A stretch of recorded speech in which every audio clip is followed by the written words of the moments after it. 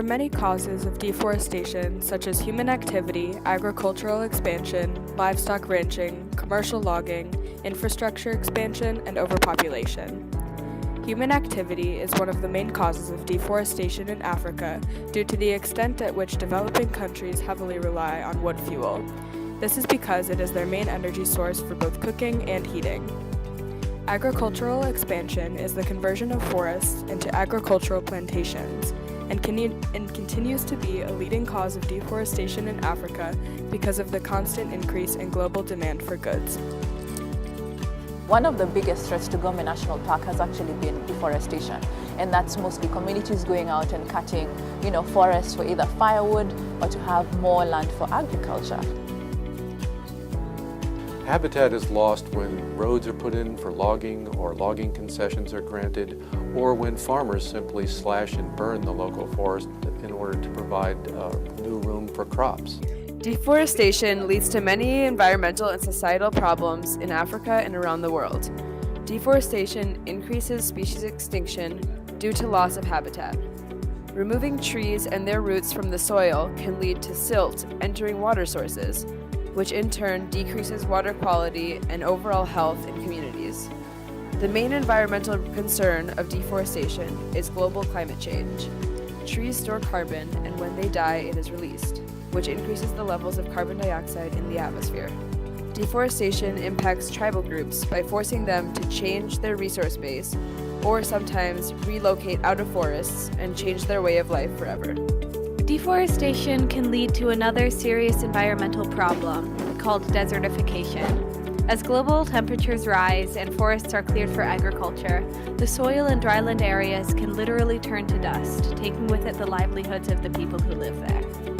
At the surface level, desertification is caused by human activities such as deforestation, overgrazing, and the removal of natural vegetation cover for agriculture. The process is accelerated by an overall loss of moisture as temperatures rise worldwide. Yet the ultimate cause of desertification is poverty and desperation. Economic policies and limited mobility favor sedentary farming, which puts pressure on weakened dryland ecosystems.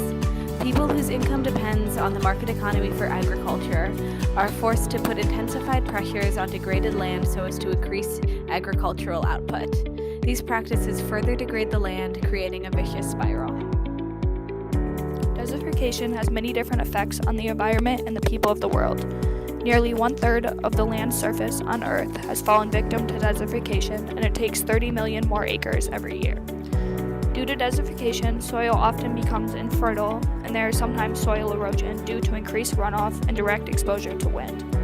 The process of desertification is worsened as the soil becomes increasingly dry, and there are many more plants to hold it into place and distribute nutrients. Due to soil becoming infertile, vegetation has become destroyed.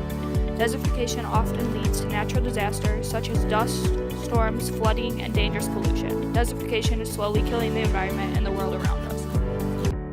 As well as effects on the environment, desertification also affects people and animals, such as chimpanzees, lions, and rhinos, in many different ways. Many civilizations, such as the Maasai, have come to an end due to desertification.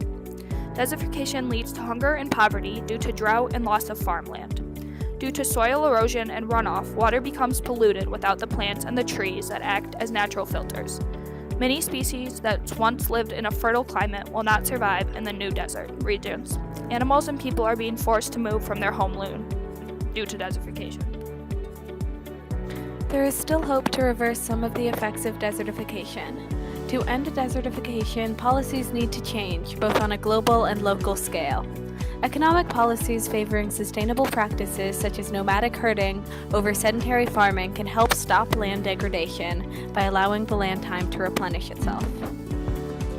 Planting of the acacia trees reverses desertification by preventing soil erosion and providing nutrients for other plants and crops to grow. The trees also remove carbon from the atmosphere.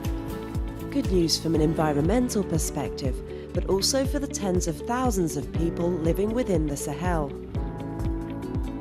The most important way to prevent desertification is by creating a culture of prevention. This can be achieved by policies that identify preservation and sustainability as a priority.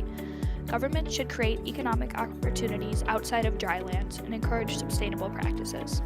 They need to increase the mobility of nomads and support rotating use of rangelands and wells, giving time for the natural resources of these areas to replenish themselves. Community-based land maintenance and decision-making can empower whole communities to commit to land preservation. Since 2005, one project has directly combated deforestation and desertification at their roots. The Great Green Wall began as an initiative to plant a line of trees across the continent and developed into a complex, multi-phased approach. Combating desertification through the creation of productive natural ecosystems, restoration of indigenous farming practices, and the development of rich economic and educational opportunities in Africa's dry lands.